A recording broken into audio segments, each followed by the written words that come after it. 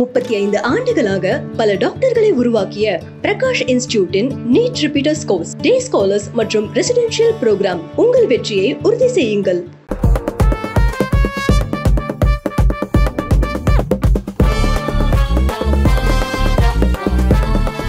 Trump அவர் பாட்டுக்கு வரி விதிச்சுட்டே போறாரு 25%.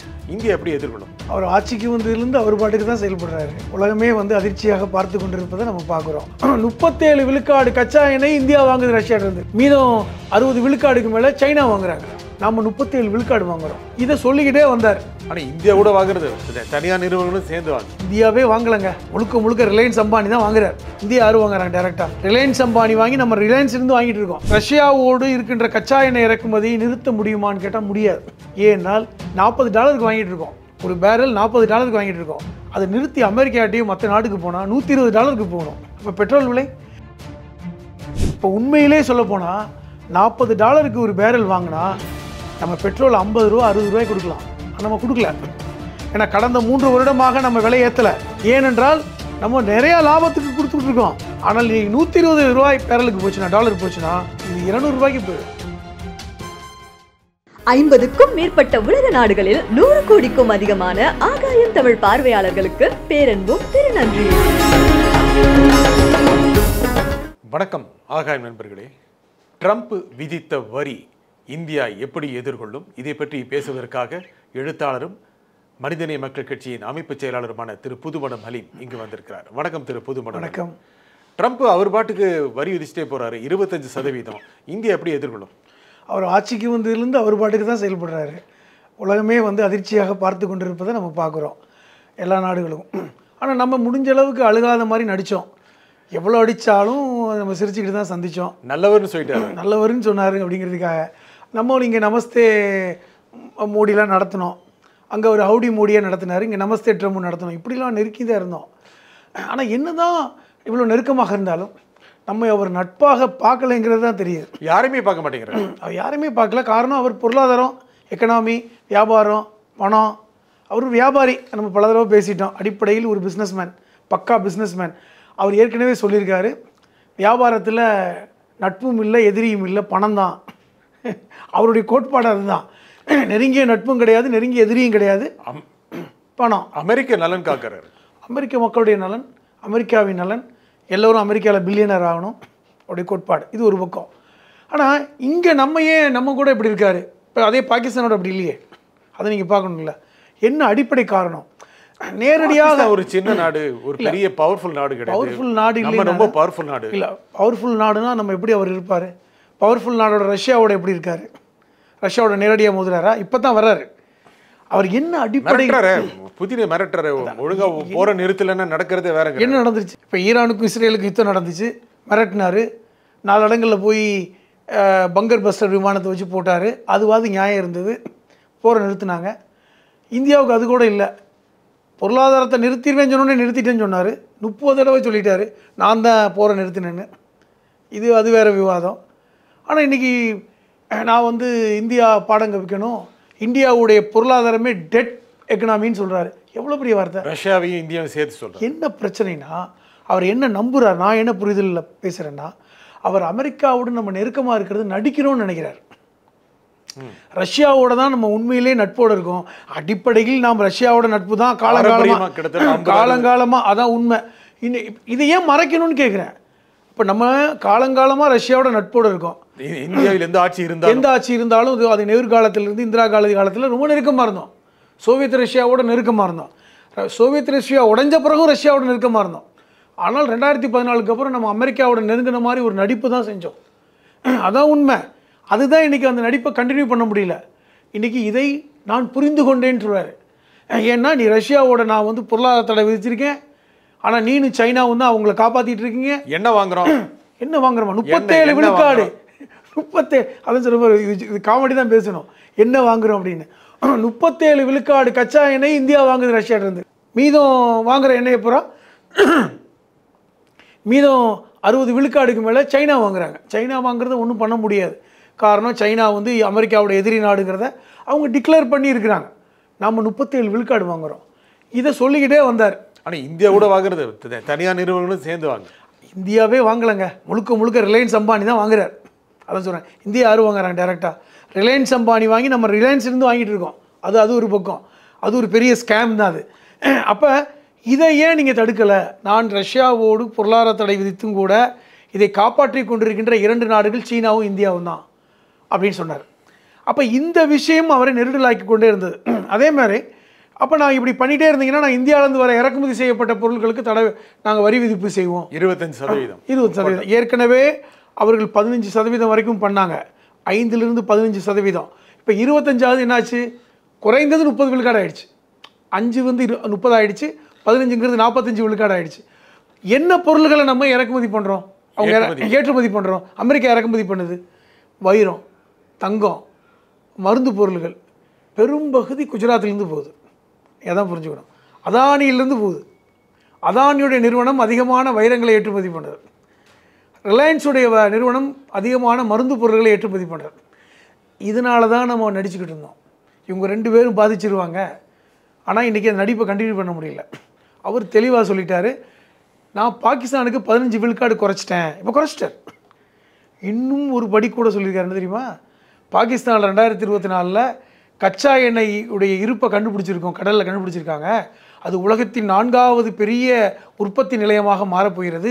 எதிர்காலத்தில் இந்தியா பாகிஸ்தானிடம் வாங்க வேண்டியிருக்குன்னு சொல்லியிருக்காரு. இது எவ்வளோ ஒரு கடினமான ஒரு ஸ்டேட்மெண்ட்டு. நம்மளை டெட் மார்க்கெட்னு சொன்னார், டெட் எக்கனாமின்னு சொல்லியிருக்காரு. இப்போ அடுத்து இந்த ஒரு பழிச்சொல்ல சொல்கிறார். அப்போ இப்படி சொல்பவரோடு நம்ம என்ன உறவுன்னு சொல்லிட்டு இருக்கோம்? அதைத்தான் ராகுல் காந்தி போன்றவர்கள் கேட்குறாங்க. என்ன உறவு நமக்கு? இல்லை, நம்ம வெளியுறவுத்துறை சொல்கிறாங்க இந்த மாதிரி எத்தனையோ பேரலைகளெல்லாம் தாண்டி வந்துட்டோம், அப்போது அமெரிக்காவோட நல்ல உறவு நடந்திருக்கு, இதுவும் கடந்து போகும். நான் என்ன கேட்குறேன், இவ்வளவு வெக்கங்கட்டா இருக்கணும்னு கேட்குறேன். இப்போ என்ன செய்ய முடியும் சொல்லுங்க? நான் அதான் கேட்குறேன், என்ன செய்ய முடியும்? எத்தனை பொருள் ஏற்றுமதி பண்ணுறோம்? இந்த பொருள் தானே ஏற்றுமதி பண்ணுறோம். குஜராத்துக்காரங்களுக்கு தான் நஷ்டம் இருக்கு. சரி, வரி விதிச்சு யாரு கஷ்டம்? அமெரிக்கனுக்கு தான் கஷ்டம். என்ன அமெரிக்கன் கஷ்டம்? அவங்க தானே வாங்க, அவன் வேற எங்கேயும் வாங்குவானே. இப்போ இங்கே வாங்கி 25 விழுக்காடு அதிகம் வரின்னா அவன் அதுக்கு ஆல்டர்னேட்டிவ் இன்னொரு நாடை யோசிக்க மாட்டானா? ஏன் இந்தியாவில் வாங்கணும்? யோசிப்பான்ல. 15 விழுக்காடு பாகிஸ்தானுக்கு குறைச்சிருக்காங்களே, ஏன் 15 விழுக்காடு வைரத்தை பாகிஸ்தானில் இருந்து இறக்குமதி பண்ண மாட்டாங்களா? அது ப்ராப்ளம் இருக்குல்ல. அவன் என்ன சொல்கிறான்? ட்ரம்ப் நேரடியாக சொல்கிறாரு தெளிவாக, நீங்கள் வந்து ஒரு டெட் எக்கனாமியில், அதுக்கு காரணம் ரஷ்யா.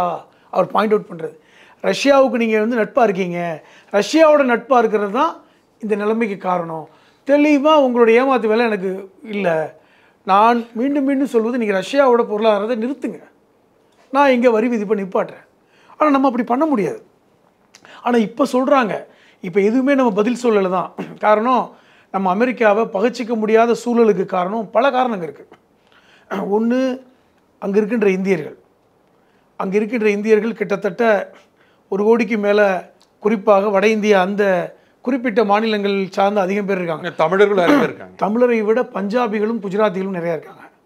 அது எப்படி? தமிழர்கள் நல்ல பொறுப்பில் இருக்காங்க, ஆனால் வியாபாரிகளாக குஜராத்திகளும் பஞ்சாபிகளும் அதிகமாக இருக்காங்க.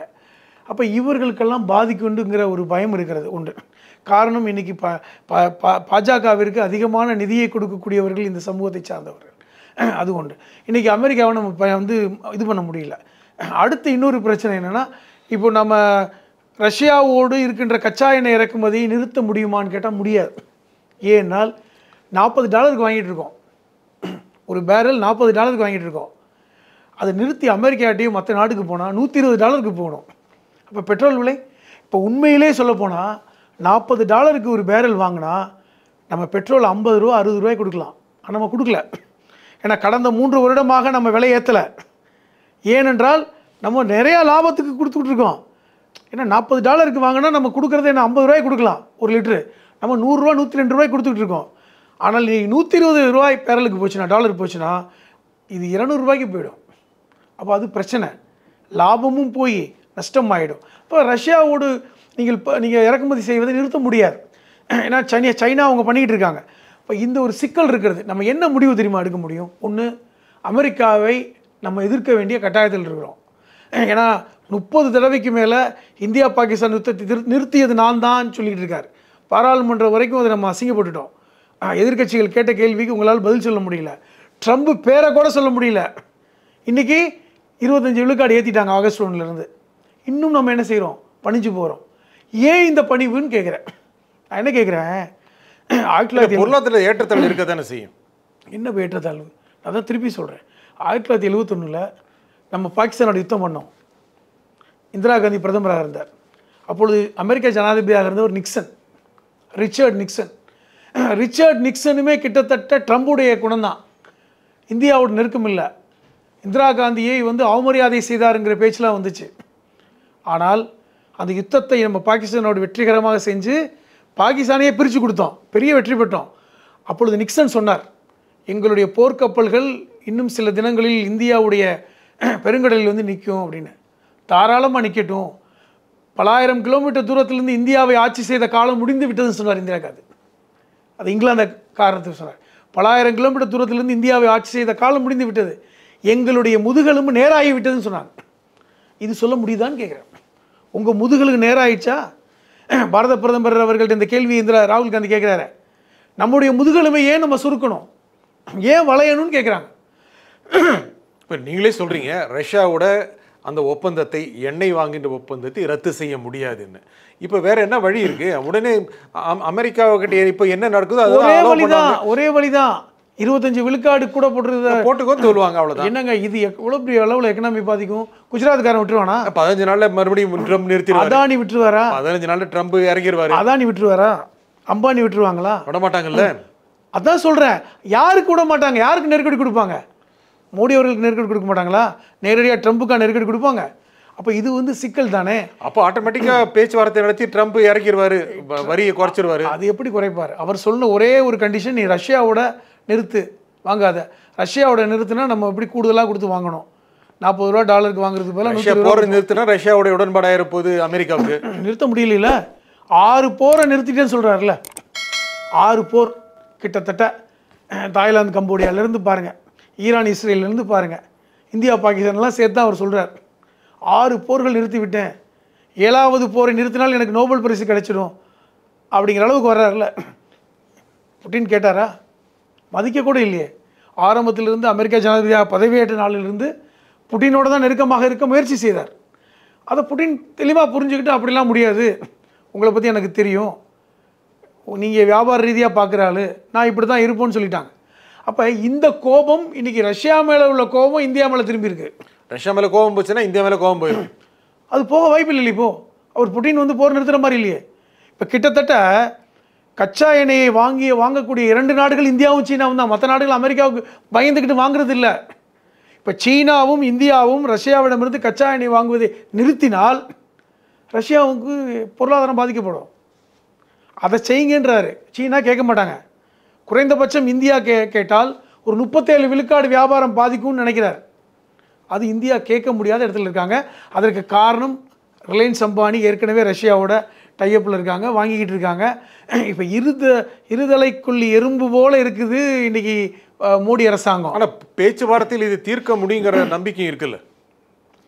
எந்த அளவுக்கு ட்ரம்ப் உடன்படுவார்னு நினைக்கிறீங்க? இல்லை, நேற்று ஒரு நாள் பேசுகிறாரு, இன்றைக்கி வேறு மாதிரி பேசுகிறாரு, நாளைக்கு மாறிடுவார். என்னைக்கு பேசினாலும் அவர் வியாபாரத்தை விட்டு கொடுப்பாரா? பணத்தை விட்டு கொடுப்பாரா? அவர் கூட இருந்த பல்வேறு நண்பர்களையே இதனால் போட்டு பார்த்துட்டார். அப்போ அதை விட்டு கொடுக்க வாய்ப்பு இல்லை. ஒரே வழி ரஷ்யாவோட நீங்கள் என்ன சொல்லுவாங்க, நாங்கள் கொஞ்சம் கொஞ்சமாக குறைச்சிக்கிறோம்பாங்க. நாங்கள் அக்ரிமெண்ட் போட்டிருக்கோம், கொஞ்சம் கொஞ்சமாக வெளியேறோம், நீங்கள் இந்த 25 விழுக்காடை எங்களுக்கு கன்சிடர் பண்ணுங்கள், கொஞ்சம் கொஞ்சமாக அதை ஒரு 15-10% குறைங்க, இந்த மாதிரி வரலாம். ஆனால் இந்தியாவும் தனக்கு தேவை என்பதை விட எனக்கு நட்பு நாடு பாகிஸ்தான் வெளிப்படை அதுக்கு அவர் சொல்லணும். பாகிஸ்தானில் இருக்கின்ற கச்சா இன்றைக்கி எண்ணெய் படுகை அவர் கடலில் கண்டுபிடிச்சிருக்காங்க. அந்த கண்டுபிடித்து அதை எடுத்து கொடுக்கக்கூடிய வேலையை செய்கிறது அமெரிக்கா சொல்கிறாங்கல்ல. இன்றைக்கி கிழக்காசியாவில் பாகிஸ்தானுடைய இந்த கச்சா எண்ணெய் இருப்பின் காரணமாக இனிமேல் அதுதான் எல்லாமே நம்பர் 1 அதுதான் ஆக போகுது, எதிர்காலத்தில் இந்தியா கூட அங்கே தான் வாங்க வேண்டியிருக்கும் அளவுக்கு பேசுகிறாருன்னா அவர் முழுக்க பாகிஸ்தானை தன்னுடைய கண்ட்ரோலுக்கு பேசுகிறார். அவர் பாகிஸ்தானை தன்னோட கண்ட்ரோலுக்கு வைத்திருக்காருங்க. பாகிஸ்தான் அவர் சொல் பேச்சு கேட்குற இடத்துக்கு போயிட்டாங்க. வேறு அவங்களுக்கு வழி இல்லை. அவங்க பொருளாதாரத்தில் வீழ்ச்சி அடைஞ்சிருக்காங்க. அங்கே தீவிரவாதத்தினால் அங்கே நாடு மோசம் அடைஞ்சிருக்குது, நாசம் அடைஞ்சிருக்கிறது. அங்கே இருக்கின்ற நிலைமை மாற வேண்டும் என்றால் அமெரிக்கா அவங்களுக்கு தேவை. அவங்க கிட்டத்தட்ட அவங்களுடைய நாட்டை அமெரிக்காவுக்கு திறந்து விட்டாங்க. அமெரிக்கா படைகளே இன்றைக்கி பாகிஸ்தானில் அவங்க பேஸ் அமைக்கக்கூடிய வேலையை ஆரம்பிச்சிட்டாங்க. அதுவும் நமக்கு ஒரு ஆபத்து தான். அவள் எதுக்காக அமைச்சிருக்கான்னு கேட்டால் சைனாவுக்கு த்ரெட்டுக்காக நம்ம அமைக்கிறோன்னு சொல்கிறாங்க. எப்படி இருந்தாலும் இன்னைக்கு நம்மை விட பாகிஸ்தானோட அமெரிக்கா நெருங்கி இருக்கா இல்லையா? ட்ரம்ப் நெருங்கி இருக்காரு.